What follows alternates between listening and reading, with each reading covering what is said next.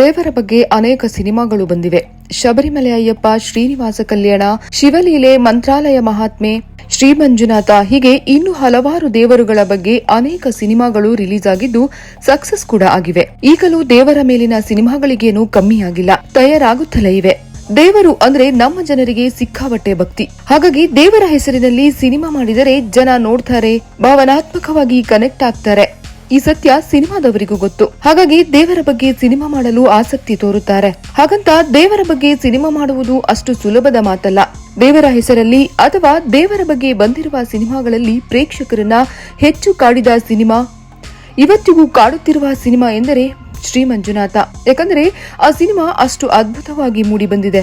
ಜೊತೆಗೆ ಮಂಜುನಾಥನ ಬಗ್ಗೆ ಜನರಲ್ಲಿ ಇರುವ ವಿಶೇಷ ಭಕ್ತಿ ಮತ್ತು ನಂಬಿಕೆ ಈ ಸಿನಿಮಾವನ್ನ ಮತ್ತಷ್ಟು ಸಕ್ಸಸ್ ಮಾಡಿದೆ. ಶ್ರೀ ಮಂಜುನಾಥ ಸಿನಿಮಾವನ್ನ ನಿಮ್ಮಲ್ಲೂ ಬಹುತೇಕ ಮಂದಿ ನೋಡಿರ್ತೀರಾ. ಅದರಲ್ಲೂ ಕನ್ನಡಿಗರು ಮಿಸ್ ಮಾಡಿರಲು ಸಾಧ್ಯವೇ ಇಲ್ಲ. ಶ್ರೀ ಮಂಜುನಾಥನ ಬಗ್ಗೆ ಸಿನಿಮಾ ಮಾಡಬೇಕು ಎನ್ನುವುದು ಅದೆಷ್ಟೋ ಸಿನಿಮಾ ಮಂದಿಯ ಕನಸು. ಆದರೆ ಅಷ್ಟು ಸುಲಭಕ್ಕೆ ಮಾಡಲು ಸಾಧ್ಯವಿಲ್ಲ ಎನ್ನುವುದು ಸಹ ಗೊತ್ತಿರುವ ವಿಚಾರ. ಆದರೆ ಮಂಜುನಾಥನ ಬಗ್ಗೆ ಸಿನಿಮಾ ಮಾಡುವ ಧೈರ್ಯ ಮಾಡಿದ್ದು ಖ್ಯಾತ ನಿರ್ಮಾಪಕಿ ನಾರಾ ಜಯಶ್ರೀದೇವಿ. ಇವರನ್ನ ಬಿ ಜಯಶ್ರೀದೇವಿ ಅಂತಲೂ ಕರೆಯುತ್ತಾರೆ. ಜಯಶ್ರೀದೇವಿ ತೆಲುಗಿನಲ್ಲಿ ಅತಿ ದೊಡ್ಡ ಪ್ರೊಡ್ಯೂಸರ್. ತೆಲುಗು ಮತ್ತು ಕನ್ನಡದಲ್ಲಿ ದೊಡ್ಡ ದೊಡ್ಡ ಸಿನಿಮಾಗಳನ್ನ ಮಾಡಿದವರು. ಕಮರ್ಷಿಯಲ್ ಸಿನಿಮಾಗಳನ್ನ ಮಾಡಿ ದೊಡ್ಡ ಮಟ್ಟದಲ್ಲಿ ಸಕ್ಸಸ್ ಕಂಡಿದ್ದ ನಿರ್ಮಾಪಕಿ ಜಯಶ್ರೀಯವರು ಮಂಜುನಾಥನ ಬಗ್ಗೆ ಸಿನಿಮಾ ಮಾಡುವ ನಿರ್ಧಾರ ಮಾಡಿ ಕೊನೆಗೂ ಸಿನಿಮಾವನ್ನ ಮಾಡಿಯೇ ಬಿಡ್ತಾರೆ. ಹಾಗಾದರೆ ಆ ಸಿನಿಮಾ ಮಾಡುವಾಗ ಏನೆಲ್ಲ ಕಷ್ಟಗಳನ್ನ ಎದುರಿಸಿದರು? ಮಂಜುನಾಥನ ಫೋಟೋ ಬಳಸಿದ್ದರಿಂದ ಏನಾಯಿತು? ಸಿನಿಮಾ ರಿಲೀಸ್ ಆದ್ಮೇಲೆ ಧರ್ಮಸ್ಥಳದಲ್ಲಿ ಏನೆಲ್ಲ ಆಯಿತು? ಇಲ್ಲಿದೆ ನೋಡಿ ಸಂಪೂರ್ಣ ವಿವರ. ಆದರೆ ಇದನ್ನ ನೋಡುವ ಮೊದಲು ನಮ್ಮ ಚಾನೆಲ್ನ ಸಬ್ಸ್ಕ್ರೈಬ್ ಆಗೋದನ್ನ ಮಾತ್ರ ಮರಿಬೇಡಿ. ಶ್ರೀ ಮಂಜುನಾಥ ಸಿನಿಮಾದಲ್ಲಿ ದೊಡ್ಡ ದೊಡ್ಡ ಕಲಾವಿದರು ನಟಿಸಿದ್ದಾರೆ. ಕನ್ನಡ ಮತ್ತು ತೆಲುಗು ಭಾಷೆಯ ಕಲಾವಿದರು ಇರುವ ಸಿನಿಮಾವಿದು. ರೆಬೆಲ್ ಸ್ಟಾರ್ ಅಂಬರೀಶ್, ಅರ್ಜುನ್ ಸರ್ಜಾ, ಸೌಂದರ್ಯ ಹಾಗೂ ತೆಲುಗಿನ ಸೂಪರ್ ಸ್ಟಾರ್ ಚಿರಂಜೀವಿ ಸೇರಿದಂತೆ ಅನೇಕ ಕಲಾವಿದರು ಶ್ರೀ ಮಂಜುನಾಥನಿಗಾಗಿ ಒಂದಾಗಿರುವುದು ನಿಜಕ್ಕೂ ವಿಶೇಷ. ಶ್ರೀ ಮಂಜುನಾಥ ಸಿನಿಮಾವನ್ನ ಕನ್ನಡದಲ್ಲಿ ಮಾತ್ರ ಮಾಡಬೇಕು ಎನ್ನುವುದು ಸಿನಿಮಾ ತಂಡದ ಮೊದಲ ಪ್ಲಾನ್ ಆಗಿತ್ತು. ಯಾಕೆಂದರೆ ಮಂಜುನಾಥ ಬೇರೆ ಭಾಷೆಯವರಿಗೆ ಕನೆಕ್ಟ್ ಆಗಲ್ಲ ಎನ್ನುವುದು ಅವರ ಯೋಚನೆ. ಆದರೆ ನಿರ್ದೇಶಕರಾಗಿ ತೆಲುಗಿನ ಖ್ಯಾತ ನಿರ್ದೇಶಕ ರಾಘವೇಂದ್ರ ರಾವ್ ಅವರು ಎಂಟ್ರಿ ಕೊಟ್ಟ ಮೇಲೆ ಸಿನಿಮಾ ಮತ್ತಷ್ಟು ದೊಡ್ಡ ಮಟ್ಟಕ್ಕೆ ಹೋಯಿತು. ಬಳಿಕ ಬೇರೆ ಬೇರೆ ಭಾಷೆಯ ನಟರನ್ನ ಯಾಕೆ ಹಾಕಿಕೊಳ್ಳಬಾರದು ಎಂದು ಯೋಚಿಸಿ ದೊಡ್ಡ ದೊಡ್ಡ ಕಲಾವಿದರನ್ನ ಆಯ್ಕೆ ಮಾಡಿಕೊಳ್ಳಲಾಯಿತು. ಚಿಕ್ಕದಾಗಿ ಪ್ರಾರಂಭವಾದ ಸಿನಿಮಾ ಕೊನೆಗೆ ದೊಡ್ಡ ಮಟ್ಟಕ್ಕೆ ಆಯಿತು. ಸಿನಿಮಾದಲ್ಲಿ ನಟಿಸಲು ಮೊದಲು ರೆಬೆಲ್ ಸ್ಟಾರ್ ಅಂಬರೀಶ್ ಅವರು ಸಾಧ್ಯನೇ ಇಲ್ಲ ಎಂದು ಕುಳಿತಿದ್ದರು. ಆದರೆ ಅವರನ್ನು ಸಹ ಒಪ್ಪಿಸಿ ಕರೆದುಕೊಂಡು ಬರಲಾಯಿತು. ಬಳಿಕ ತೆಲುಗು ಸ್ಟಾರ್ ಚಿರಂಜೀವಿ ಅವರ ಎಂಟ್ರಿ ಮಂಜುನಾಥ ಸಿನಿಮಾವನ್ನ ಮತ್ತೊಂದು ಲೆವೆಲ್ಗೆ ಕರೆದುಕೊಂಡು ಹೋಯಿತು. ಅಂದಹಾಗೆ ತೆಲುಗು ಸೂಪರ್ ಸ್ಟಾರ್ ಚಿರಂಜೀವಿ ಅವರನ್ನ ಒಪ್ಪಿಸಿ ಶ್ರೀ ಮಂಜುನಾಥ ಸಿನಿಮಾದಲ್ಲಿ ನಟಿಸುವಂತೆ ಮಾಡಿದ್ದು ಈ ಚಿತ್ರದ ಮತ್ತೊಂದು ಅದ್ಭುತ. ಚಿರಂಜೀವಿ ಅವರನ್ನ ಒಪ್ಪಿಸುವುದು ಅಷ್ಟು ಸುಲಭದ ಮಾತಾಗಿರ್ಲಿಲ್ಲ. ಆದರೆ ಇದು ಸಾಧ್ಯವಾಗಿದ್ದು ಕನ್ನಡದ ಹೆಮ್ಮೆಯ ನಟಿ ಸೌಂದರ್ಯ ಅವರಿಂದ. ಹೌದು, ಸೌಂದರ್ಯ ಅವರ ಮಾತಿನಿಂದ ಚಿರಂಜೀವಿ ಅವರು ಶ್ರೀ ಮಂಜುನಾಥ ಸಿನಿಮಾದಲ್ಲಿ ಶಿವನಾಗಿ ಕಾಣಿಸಿಕೊಂಡರು. ಅಷ್ಟಕ್ಕೂ ಶಿವ ಆಗಿ ಬಣ್ಣ ಹಚ್ಚಲು ಚಿರಂಜೀವಿ ಅವರಿಗೆ ಆಗಲೇ 3 ಕೋಟಿ ರೂಪಾಯಿ ಸಂಭಾವನೆ ಸಹ ಕೊಟ್ಟಿದ್ದರು. ಕೇವಲ 20 ದಿನಗಳಿಗೆ ಮಾತ್ರ ಚಿರಂಜೀವಿಯವರು ಕಾಲ್ಶೀಟ್ ಅನ್ನ ನೀಡಿದ್ದರು. ಶ್ರೀ ಮಂಜುನಾಥನ ಬಗ್ಗೆ ಸಿನಿಮಾ ಅಂದ್ಮೇಲೆ ಸಂಪೂರ್ಣವಾಗಿ ಮಂಜುನಾಥನ ಸನ್ನಿಧಿಯಲ್ಲೇ ಅಂದರೆ ಧರ್ಮಸ್ಥಳದಲ್ಲೇ ಶೂಟಿಂಗ್ ಮಾಡಿದ್ದು ಅಂತ ಅಂದ್ಕೋಬೇಡಿ. ಸಂಪೂರ್ಣ ಸಿನಿಮಾವನ್ನ ಸೆಟ್ ನಿರ್ಮಾಣ ಮಾಡಿ ಸೆಟ್ ನಲ್ಲಿಯೇ ಚಿತ್ರೀಕರಣ ಮಾಡಲಾಗಿದೆ. ಬೆಂಗಳೂರಿನ ಕಂಠೀರವ ಸ್ಟುಡಿಯೋದಲ್ಲೇ ಅದ್ಭುತವಾಗಿ ಸೆಟ್ ಹಾಕಿ ಸಂಪೂರ್ಣ ಚಿತ್ರವನ್ನ ಇಲ್ಲಿಯೇ ಸೆರೆ ಹಿಡಿಯಲಾಗಿದೆ. ಚಿತ್ರದ ಮತ್ತೊಂದು ಹೈಲೈಟ್ಸ್ ಎಂದರೆ ಲೈಟಿಂಗ್ಸ್. ಅದ್ಭುತವಾದ ಲೈಟಿಂಗ್ಸ್ ಕೂಡ ಮಾಡಲಾಗಿತ್ತು. ಲೈಟಿಂಗ್ಸ್ ಮಾಡಲು ಆಗಲೇ 1.5 ಕೋಟಿ ರೂಪಾಯಿ ಖರ್ಚು ಮಾಡಲಾಗಿತ್ತು. ಶೂಟಿಂಗ್ ಸೆಟ್ ನೋಡಿ ಚಿರಂಜೀವಿ ಅವರು ಫುಲ್ ಫಿದಾ ಆಗಿದ್ದರು. ಕೇವಲ 20 ದಿನಗಳಿಗೆ ಮಾತ್ರ ಕಾಲ್ ಶೀಟ್ ನೀಡಿದ್ದ ಚಿರಂಜೀವಿ ಅವರು ಶೂಟಿಂಗ್ ಸೆಟ್ಗೆ ಎಂಟ್ರಿ ಕೊಟ್ಟ ಬಳಿಕ 20 ದಿನವಲ್ಲ, ಎಷ್ಟು ದಿನಗಳು ಬೇಕಾದರೂ ಶೂಟಿಂಗ್ ಮಾಡಿ ಎಂದಿದ್ದರಂತೆ. ಅಷ್ಟು ಇಷ್ಟಪಟ್ಟಿದ್ದರು ಮೆಗಾಸ್ಟಾರ್. ಚಿರಂಜೀವಿ ಅಂತಲ್ಲ, ಪ್ರತಿಯೊಬ್ಬರು ಕೂಡ ತುಂಬಾ ಪ್ರೀತಿಯಿಂದ ಮಾಡಿದ ಸಿನಿಮಾವಿದು ಅಂತ ಚಿತ್ರತಂಡದವರು ಅನೇಕ ಬಾರಿ ಸಂದರ್ಶನಗಳಲ್ಲಿ ಹೇಳಿಕೊಂಡಿದ್ದಾರೆ.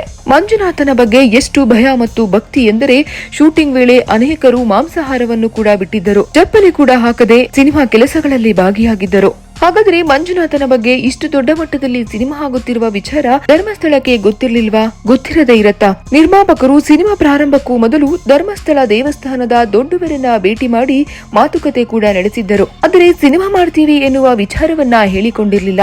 ಹಾಗಂತ ಸಿನಿಮಾ ನಡೆಯುತ್ತಿರುವುದು ಅವರ ಗಮನಕ್ಕೆ ಬಂದಿರಲಿಲ್ಲ ಅಂತಲ್ಲ, ಖಂಡಿತ ಗೊತ್ತಿತ್ತು. ಶೂಟಿಂಗ್ ವೇಳೆ ಸುಮ್ಮನಿದ್ದ ದೇವಸ್ಥಾನದವರು ಚಿತ್ರೀಕರಣ ಮುಗಿಸಿ ಸಿನಿಮಾದ ಆಡಿಯೋ ರಿಲೀಸ್ ವೇಳೆ ದೇವಸ್ಥಾನದ ಟ್ರಸ್ಟ್ ತಕರಾರು ಎತ್ತಿತ್ತು. ಯಾಕಂದ್ರೆ ಆಡಿಯೋ ರಿಲೀಸ್ ವೇಳೆ ಮಂಜುನಾಥನ ಫೋಟೋವನ್ನ ಸಿನಿಮಾ ತಂಡ ಬಳಸಿಕೊಂಡಿತ್ತು. ಸಿನಿಮಾ ಪೋಸ್ಟರ್ ಗಳನ್ನ ಅಂಟಿಸುವ ಜಾಗಗಳಲ್ಲೆಲ್ಲ ಮಂಜುನಾಥ ದೇವರು ಇರುವ ಸಿನಿಮಾ ಪೋಸ್ಟರ್ ಗಳನ್ನ ಅಂಟಿಸಲಾಗಿತ್ತು. ಕಸದ ತೊಟ್ಟಿಯ ಮೇಲೂ ಮಂಜುನಾಥ ಇರುವ ಸಿನಿಮಾ ಪೋಸ್ಟರ್ ಗಳು ರಾರಾಜಿಸುತ್ತಿದ್ದವು. ಇದನ್ನ ಗಮನಿಸಿದ ದೇವಸ್ಥಾನದ ಟ್ರಸ್ಟ್ ನವರು ಫುಲ್ ಗರಂ ಆಗಿದ್ದರು. ಇಡೀ ಸಿನಿಮಾ ತಂಡವನ್ನ ಕರೆಸಿಕೊಂಡು ಅನುಮತಿ ಇಲ್ಲದೆ ಸಿನಿಮಾ ಮಾಡಿದ್ದಲ್ಲದೆ ದೇವರ ಫೋಟೋವನ್ನು ಸಹ ಬಳಸಿಕೊಂಡು ಎಲ್ಲಿ ಬೇಕಾದರಲ್ಲಿ ಅಂಟಿಸಿದ್ದೀರಾ ಎಂದು ಸಿನಿಮಾ ತಂಡವನ್ನ ತರಾಟೆಗೆ ತೆಗೆದುಕೊಂಡಿದ್ದರು. ಸೀರಿಯಸ್ ಆಗಿ ಆಕ್ಷನ್ ತೆಗೆದುಕೊಳ್ಳುವುದಾಗಿಯೂ ಎಚ್ಚರಿಕೆ ಸಹ ನೀಡಿದ್ದರು.